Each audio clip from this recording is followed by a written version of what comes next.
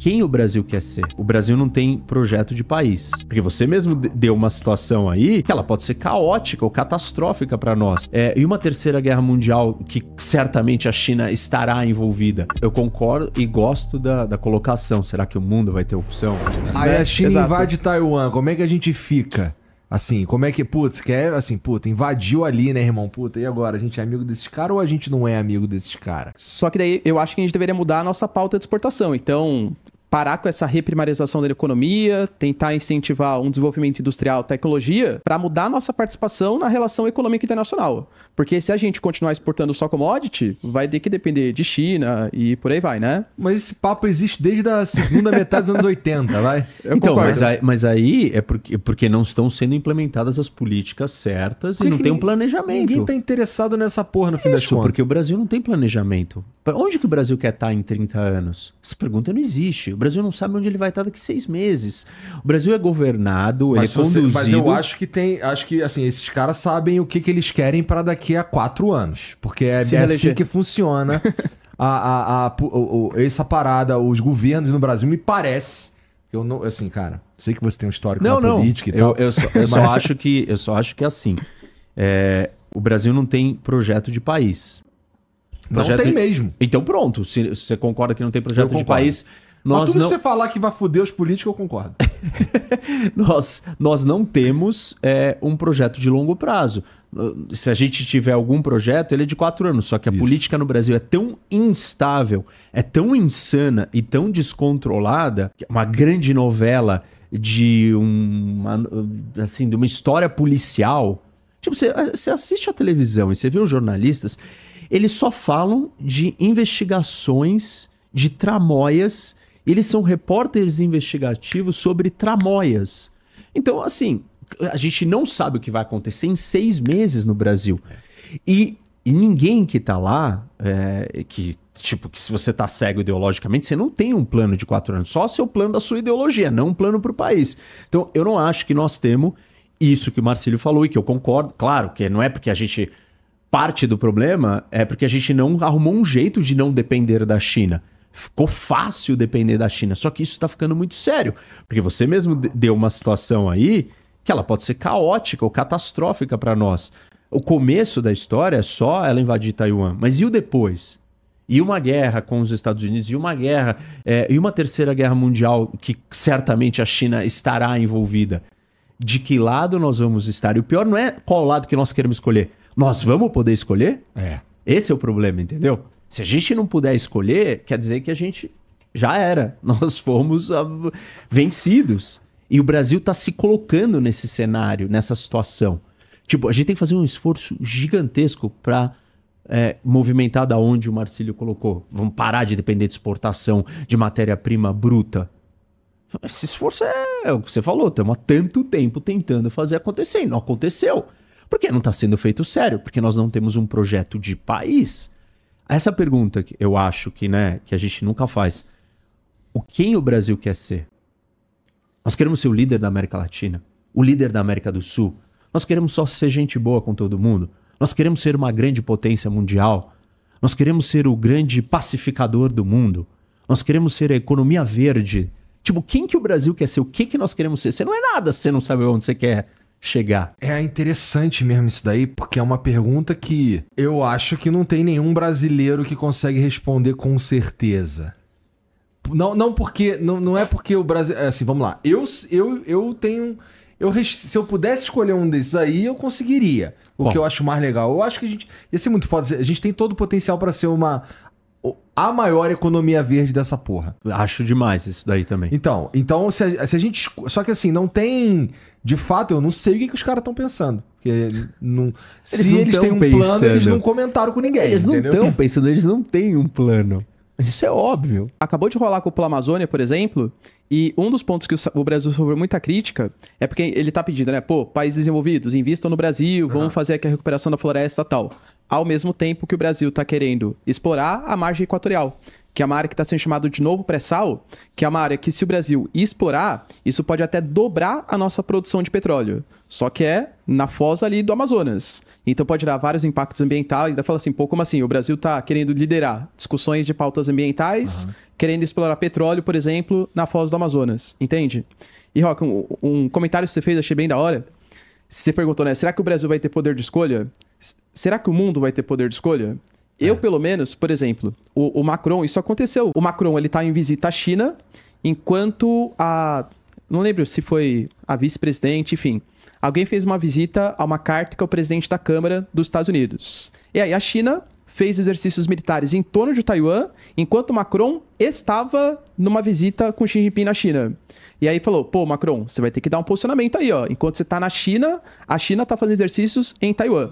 Assim que ele voltou, ele falou assim, olha, não esperem nenhum tipo de posicionamento da Europa. Óbvio que ele falou nome da Europa, mas não sei se a Europa concorda com isso, né? Ele falou bem, a Europa não gostou nem um pouco dessa fala dele. Ele falou assim, ó, a Europa, segundo ele, né, vai ser uma terceira via estratégica. A gente não vai nem comprar briga dos americanos, de Taiwan, né, dos americanos, nem comprar briga dos chineses. A gente vai ficar meio Inclusive, sofreu críticas da União Europeia, sofreu críticas dos Estados Unidos. E meio que deu uma recuada, né? Não sei, assim, tipo, ele já mudou um pouco essa fala, porque ele foi demais. Mas será que na hora do vamos ver, eu não sei se a Europa hoje, que é uma economia que tá mais estagnada, precisa de investimentos, se ela compraria uma briga em nome dos chineses, economicamente, em nome dos americanos, em nome da democracia liberal ocidental.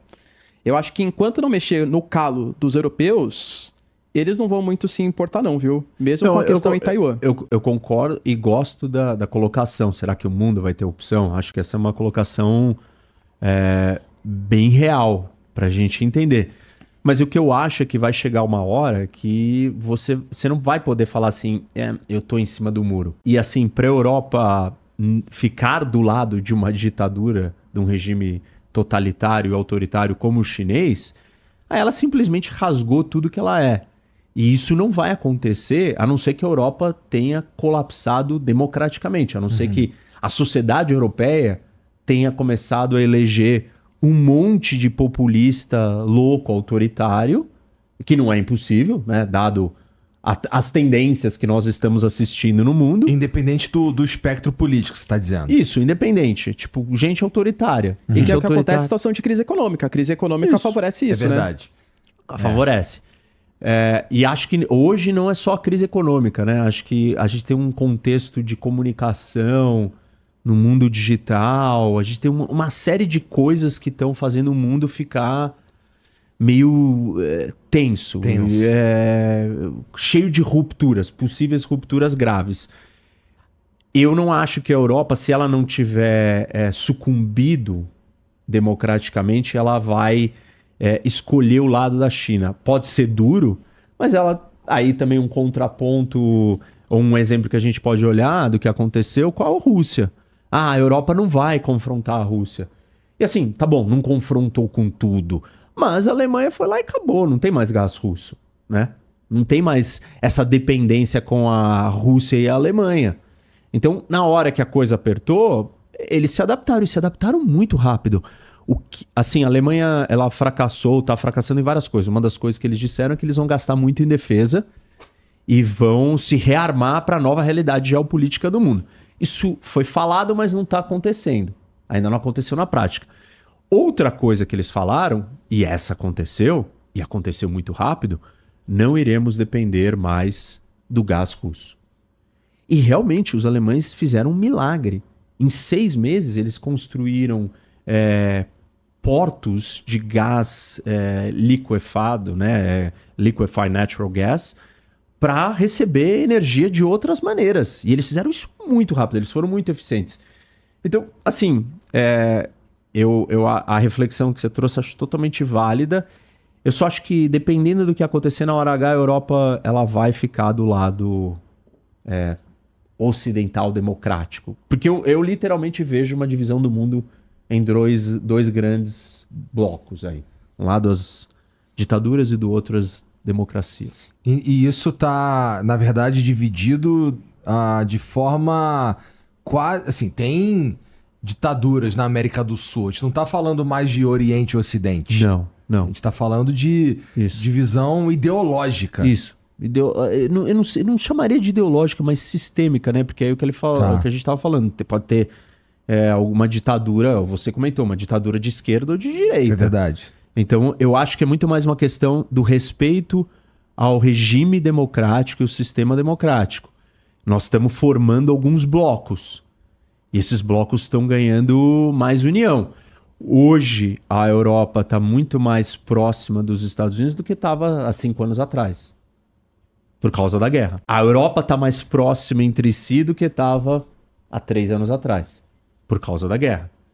Então, a guerra, né, ou uma possível cenário de confronto com a China, acho difícil, dado o tamanho da escala do que nós estamos falando, alguém ficar totalmente de fora. Acho que o Brasil pode escolher ficar de fora, dependendo do nível. Esses países que você citou, eu concordo com você também que eles têm existe uma oportunidade no cenário para esses países ocuparem espaços distintos pelo fato deles transitarem mais. Mas dependendo do tamanho desse confronto, dessa guerra, não vai ter como ficar em cima do muro, eu acho. Para um país tão grande como Índia, como Turquia ou como Brasil. E nessa divisão, Rock, você falou entre democracias liberais e as ditaduras. E, por exemplo, se pegar a Arábia Saudita, que é uma ditadura, mas tem parceria com os americanos. Você acha que ficaria em qual posição? Então, eu acho que a Arábia Saudita, ela tá abandonando os americanos. Ela ainda tem um laço com os americanos que é a segurança dela. Porque os chineses falaram assim, eu não vou mandar soldado ou caça ou porta-aviões caso você brigue com o Irã. Os Estados Unidos vai mandar, por enquanto. Então, o último laço... A Arábia Saudita eu colocaria nessa lista de países que você elencou aí. Turquia, do meio ali. Do meio. Ela tá se comportando igual. É um país que ele tá transitando e ele tá aproveitando a oportunidade de falar assim, não, peraí, por que eu preciso estar de um lado? Eu posso dar uma alfinetada nos Estados Unidos e tá dando várias. Matando o jornalista do Washington Post, ou falando que vai subir o preço do petróleo quando não combinou com o Biden. Várias coisas muito problemáticas para os Estados Unidos, ao mesmo tempo que falando assim, você vai continuar me protegendo? Eu vou assinar um acordo de paz com Israel. Então, eu tendo a achar que a Arábia Saudita vai se comportar como esses outros, que você colocou os do meio aí, mas com uma tendência a estar mais próxima do lado das ditaduras, porque ela é uma ditadura. A única coisa que pode falar alto é se ela tiver algum problema com a segurança dela, e aí os Estados Unidos falam, você tem que escolher um lado. Que foi uma das exigências que ela fez, inclusive, para fechar essa parceria com Israel, né? Foi. Eles quiseram, se não me engano... 3 coisas. Ter enriquecimento de urânio, né? Isso, Só um programa nuclear, né? Um programa nuclear apoiado pelos Estados Unidos com enriquecimento de urânio. Essa parte é a chave. Porque um programa nuclear civil, ok. O ponto é você enriquecer o urânio. Ninguém tem isso. E essa é a chave para você construir a bomba. E tem o compromisso de defesa junto aos Estados Unidos e repasse de algumas tecnologias, não é? Defesa aérea, se não me engano, defesa né? aérea e criar uma aliança, não é uma aliança, mas um tratado de defesa tipo conjunta. OTAN. E ela falou, eu quero essas 3 coisas. E aí eu assino com Israel. Os Estados Unidos está indicando que fazer a paz entre a Arábia Saudita e Israel é algo que ele quer muito. Então ele talvez esteja disposto a dar. Se ele der isso, eu diria que a Arábia Saudita ela vai ficar um pouco dependente dos americanos. Só que aí tem um ponto econômico que dificulta a vida da Arábia Saudita. Hoje, os Estados Unidos não compram mais petróleo da Arábia Saudita. Os Estados Unidos, inclusive, é o maior produtor do mundo de petróleo. E a Arábia Saudita, quem paga a conta dela é a China. Então ela economicamente depende e só tem para vender para a China. Os americanos não querem mais comprar o petróleo. Claro, né? A Arábia Saudita é um grande produtor e ela chega lá e ela altera o preço do petróleo mais rápido do que qualquer outro país, inclusive porque ela tem campos de petróleo muito fáceis de oscilar a produção do dia para a noite. Então, assim, se a Arábia Saudita não tiver uma ameaça, vamos supor, um problema com o Irã, por isso que a China está mediando. Está tentando fazer a paz entre o Irã e a Arábia Saudita. Os Estados Unidos perde a relevância para a Arábia Saudita. E aí eu tendo a achar que ela vai se juntar com a Rússia para dominar o preço do petróleo e com o seu maior comprador, que é a China. Cara, esse jogo é complexo, cara. Então, mas eu não sei se eu consigo ver exatamente, Roque, a questão de democracias contra ditaduras. Quando eu vejo os americanos, por exemplo, negociando com a Arábia Saudita, quando eu vejo os americanos tentando negociar com Catar, por exemplo, na minha concepção, parte muito mais assim de jogo de interesses do que exatamente os Estados Unidos tentando defender uma democracia liberal ocidental, entende? Para mim, assim, acho que os americanos, eles querem combater as ditaduras. Quando é conveniente que aquela ditadura seja combatida, porque ela é muito mais pró-Rússia ou pró-China, do que exatamente uma defesa dos ideais liberais ocidentais. Mas eu não tô dizendo, e eu não acho que os Estados Unidos estão confrontando eu não acho que esse confronto existe porque alguém quer proteger os interesses ou difundir a democracia pelo mundo. Ele existe porque existe confronto o tempo inteiro, existe choque pelo mundo entre os países disputando poder. Mas o modelo que os Estados Unidos, a Europa, o Japão e vários outros países que fariam parte desse grupo defendem e praticam internamente é um modelo democrático. E aí existe uma simpatia, um reconhecimento entre eles. Eles olham e falam assim, vem um Trump, faz um monte de besteira, vem um Biden, faz outras besteiras, esses caras vão embora. Eles não são eleitos novamente. Ou eles não podem ficar mais do que 2 mandatos. Vem um Putin, passa 20, 30 anos lá fazendo o que ele quer, ele vai continuar lá. Xi Jinping também. Então, a diferença não é porque os Estados Unidos estão querendo, o confronto não vai existir porque os Estados Unidos estão querendo promover, ou fingir que está promovendo. Eu não acho que é por isso. Eu só acho que a diferença existe na essência da diferença dos 2 regimes. E aí eu acho que para a humanidade, para o mundo, é melhor nós vivermos em democracia. Portanto, eu preferiria que quem vencesse esse confronto são as democracias. Isso, eu estou dizendo que os Estados Unidos é perfeito, que não existe hipocrisia? Não, em hipótese nenhuma. Mas isso é óbvio, né? Porque acho que não tem nenhum ser humano, nem eu, nem você, que não temos algum teto de vidro de alguma coisa que a gente acredita e quer viver aquele ideal, mas não consegue entregar no nosso dia a dia o tempo inteiro com consistência. Mas isso não quer dizer que a gente não saiba qual é o norte para onde a gente quer ir. Pelo menos eu entendo que essa é a minha leitura do mundo. Eu não sou nem ingênuo de achar que alguém é perfeito, nem a Noruega, e nem sonhador de achar que ninguém escorrega também. Entendi.